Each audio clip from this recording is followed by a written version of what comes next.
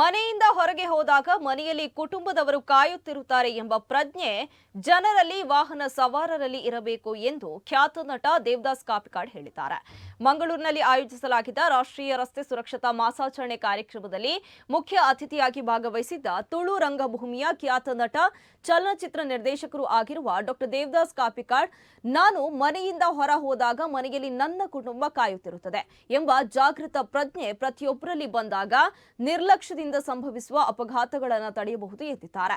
ಸಂಚಾರಿ ನಿಯಮಗಳನ್ನು ಉಲ್ಲಂಘಿಸಬಾರದು ಎಂಬ ಕಿವಿ ಮಾತನ್ನು ಈ ಸಂದರ್ಭದಲ್ಲಿ ಅವರು ಹೇಳಿದ್ದಾರೆ.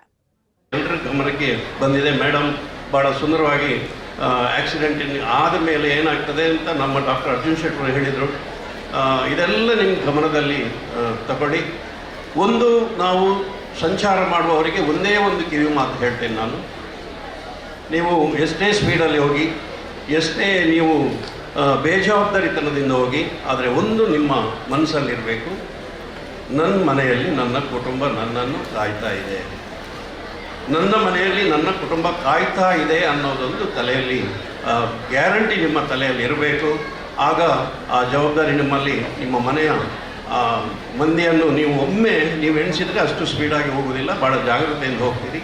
ದಯವಿಟ್ಟು ಎಲ್ಲರೂ ನಿಯಮವನ್ನು ಪಾಲಿಸಿ, ಖಂಡಿತ ಆಕ್ಸಿಡೆಂಟ್ಗಳನ್ನು ತಪ್ಪಿಸಬಹುದಂತ ಹೇಳಿ ಅವಕಾಶ ಕೊಟ್ಟಿದ್ದಕ್ಕೆ, ಕಲಾಕ್ಷೇತ್ರದಿಂದ ನನ್ನನ್ನು ಆರಿಸಿ ಇಂಥ ಒಂದು ಅದ್ಭುತವಾದ ಕಾರ್ಯಕ್ರಮಕ್ಕೆ ನನ್ನನ್ನು ಕರೆದಿದ್ದಕ್ಕೆ ಮಗದೊಮ್ಮೆ ನಾನು ಕೃತಜ್ಞತೆಯನ್ನು ಸಲ್ಲಿಸಿ ಎರಡು ಮಾತುಗಳನ್ನು ಮುಗಿಸ್ತೇನೆ. ನಮಸ್ಕಾರ.